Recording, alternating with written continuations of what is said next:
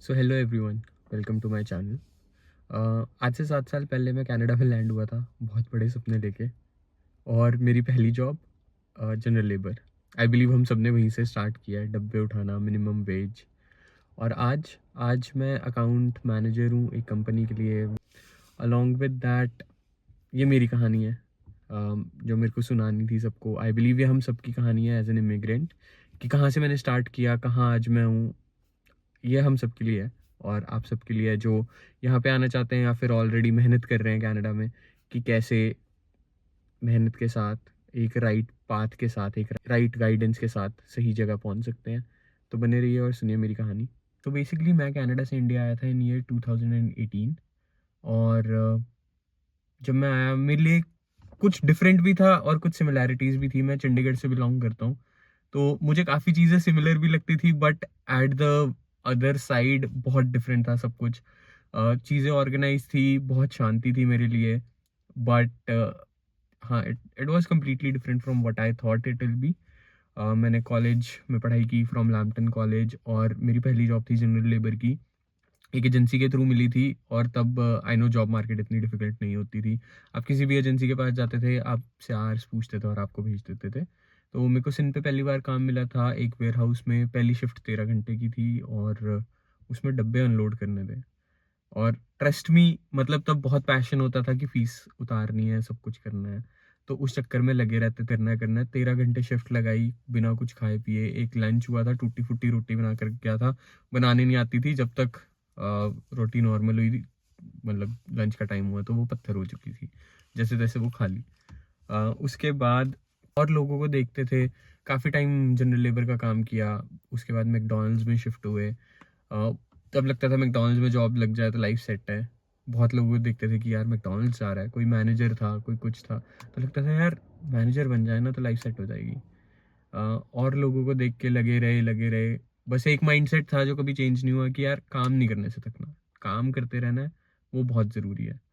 तो वो माइंडसेट था। और मैं अभी, अगर कोई इसी फेज़ में है मेरी तरह, जो नया नया कनाडा आया हो और बस उन्हें हो कि यार काम करना है, तो मैं आपको ये कहूँगा कि मुझे पता है अभी जॉब मार्केट बहुत टफ है, बट आप लगे रहो। कोई भी काम मिलता है उसमें अपना 100% दो। मेक श्योर करो कि जो आप काम कर रहे हो आप उसमें बेस्ट हो, क्योंकि जब तक आप उस काम में बेस्ट नहीं हो, there is always a replacement. ठीक है, नो मैटर आप कितने भी बेस्ट हो, रिप्लेसमेंट फिर भी है। बट मेक श्योर करो कि आप नॉट इजीली टू रिप्लेस बनो उस काम पे। और जस्ट कीप ग्राइंडिंग, काम करते रहो। उसके बाद आता है second part of this story. Second part ऐसे स्टार्ट होता है कि मैं काम करता था मैकडॉनल्ड्स में। उसके बाद मैं एक और वेयर हाउस में शिफ्ट हुआ, वहाँ पे मैं काम कर रहा था काफ़ी देर, एसेट मैनेजमेंट में करता था। तो बेसिकली जो सीपीयू की चिप्स होती हैं, रैम्स होते हैं, वो सब कुछ उन्हें साफ़ करना, चेक करना कि रीयूजेबल रीसेलेबल हैं वो, नहीं नहीं तो उन्हें डंप करना। तो वो सब करता था। और कोविड हिट हुआ। कोविड ने लाइफ बहुत बदली। आई रिमेंबर कि कनाडा उस टाइम सर्प दे रहा था, तो आई बिलीव $4,000 उसमें मिले थे मेरे को। और उसके बाद मैंने काम नहीं किया था काफ़ी टाइम, 6 महीने हम घर पे रहते थे। हमें लगता था कि वो best time of our life है। घर पे रहते थे, पूरे दिन पबजी खेलते थे, 11-12 बजे उठते थे। बट धीरे धीरे जब पैसे खत्म होने लगे तो रियलाइज़ हुआ कि नहीं यार, कुछ काम करना पड़ेगा। तो फिर सिक्योरिटी का काम शुरू किया। गार्डा वर्ल्ड में काम किया काफ़ी देर, मिसिसागा लोकेशंस में। और उसके बाद ऐसा लगा कि यार पीआर के लिए भी तो कुछ करना है। तो विनीपेग मूव होने का डिसाइड किया। जब विनीपेग मूव हुए तो वहाँ दिल नहीं लगा, टू बी वेरी ऑनेस्ट। अगर आप टोरंटो आके रहे हो, ब्रैम्पटन मिसिसागा कहीं आके रहे हो, तो आपको पता चल जाएगा कि विनीपेग बहुत मुश्किल होता है दिल लगाना। जिनका लगता है वो बहुत अच्छा लगता है उन्हें, पर जिनके लिए मुश्किल होता है उनके लिए बहुत मुश्किल होता है। तो विनीपेग आके 2 हफ्ते रहे, नहीं रहा गया, वापस आ गए। उधर से वापस आने के बाद मैंने सिक्योरिटी का काम स्टार्ट किया। फॉर्चुनेटली मेरी एक दोस्त लगी हुई थी सिक्योरिटी में, उसने मेरे को रिकमेंड किया। और वहाँ पे 3 महीने काम किया, सुपरवाइज़र बना। तो सोचा था यार लाइफ ईजी है, अब यहाँ से पीआर लगा लूँगा। उस टाइम टीआर टू पीआर आई थी। इतना ओवर कॉन्फिडेंट था कि नहीं यार, मेरे तो पॉइंट पूरे हो जाएंगे, मैं इंडिया से ग्रेजुएशन करके आया हूँ। और बस फिर वो इमिग्रेशन ने थोड़ा, आपको पता है आजकल इमिग्रेशन कैसी चल रही है, वो बहुत पहले से स्टार्ट हुआ है, 2-3 साल से उनका वो प्रोसेस स्टार्ट हुआ। 9 महीने ड्रॉज नहीं निकाले, पॉइंट बहुत हाई आए और ऑल दैट। उस पीरियड में मैंने जैसे तैसे अपना 1 साल सुपरवाइज़र का एक्सपीरियंस पूरा किया, ये सोच के कि चल यार कोई ना, इट्स ओके कि आ जाएगा, पॉइंट्स आ जाएँगे, आइल्स में अच्छे नंबर ले आएँगे सब। वो सब किया बट नहीं, बहुत बहुत टफ था। आज के मुकाबले मैं कहूँगा कि आज तो और ज़्यादा टफ है इमिग्रेशन को लेके, बट उस टाइम भी 2-3 साल पहले से जो शुरू हुआ वो बहुत टफ था। उसके बाद मैंने स्टार्ट किया पढ़ना। तो मैं आपको बस एक चीज़ समझाना चाहता हूँ, लाइफ में ये बहुत ज़रूरी है कि आप कितनी भी डिग्रीज़ कर लो, आप कितने भी डिप्लोमास कर लो, कुछ भी कर लो, जो आपका स्किल्स हैं, आप अपने स्किल सेट को जब तक इवॉल्व नहीं करोगे तो बहुत मुश्किल है। तो मुझे याद है मैंने गूगल के फ्री कोर्सेज़ होते थे और मेरे को समझ नहीं आ रहा था क्या करना है लाइफ में आगे, सिक्योरिटी तो नहीं कर सकता था एंटायरली, है ना? तो गूगल के फ्री कोर्सेज़ एक्सप्लोर किए, कोर्सेरा पे काफ़ी कोर्सेज़ मिले। एक डिजिटल मार्केटिंग था जो मेरे को थोड़ा एक्साइट करता था कि यार अच्छा ये क्या फील्ड है, मुझे देखना चाहिए है क्या इसमें। तो मैंने वो स्टार्ट किया, डिजिटल मार्केटिंग के बारे में पढ़ना, सब कुछ स्टार्ट किया। और वहाँ से जब मैंने रियलाइज़ किया कि यार दिस इज़ समथिंग जो मैं कर सकता हूँ, स्पेशली मैंने गूगल एड्स सर्च में अपना आई से कोर्स किया गूगल एड्स सर्च का। और वहाँ से मैंने कोशिश की कि चलो जॉब्स ढूंढते हैं एंट्री लेवल क्या मिल सकती हैं। वहाँ से मेरा एक दोस्त था, वो मार्केटिंग में काम करता था, तो फॉर्चुनेटली उसने मुझे एक कंपनी में रेफ़र किया जो मार्केटिंग सेल्स का काम था, वर्किंग ऑन गूगल एड्स। तो आई स्टार्टेड दैट।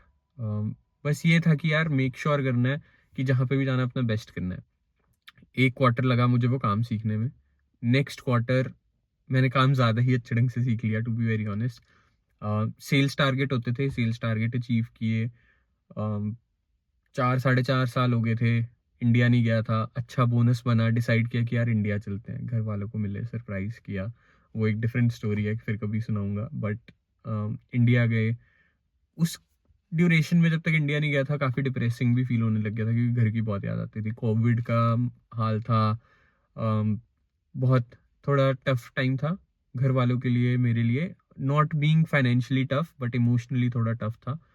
उसके बाद वहाँ पे काम करते अपना बेस्ट देते देते रोल्स और पोजीशंस खुली कंपनी में, सब्जेक्ट मैटर एक्सपर्ट बना, अपने काम पे लोगों को ट्रेन किया, वहाँ से टीम लीड बना, सो बेसिकली मैनेजर बना।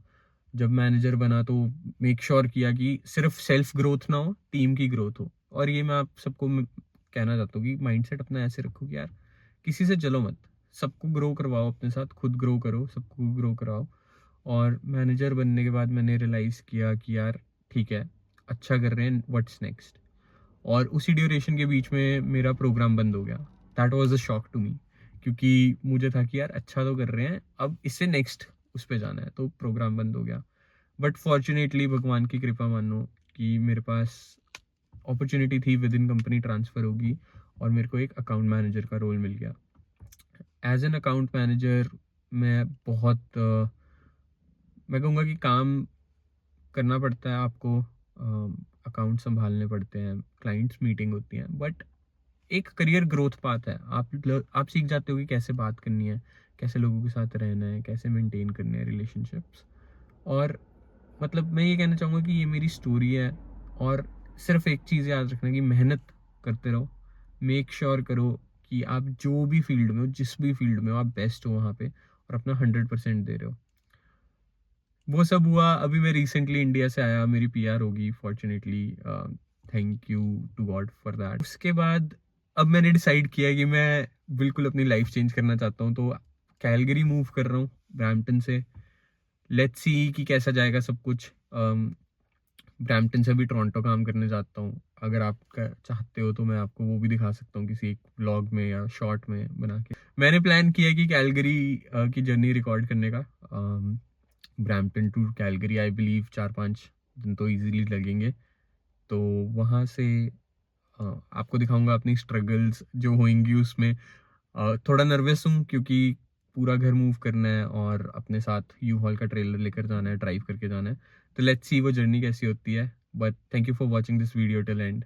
एंड होपफुली मैं ऐसी कंटेंट के साथ वापस आता रहूँगा for all the real unfiltered true immigrant struggle hustle. Make sure to subscribe my channel, like this video and share it with your friends.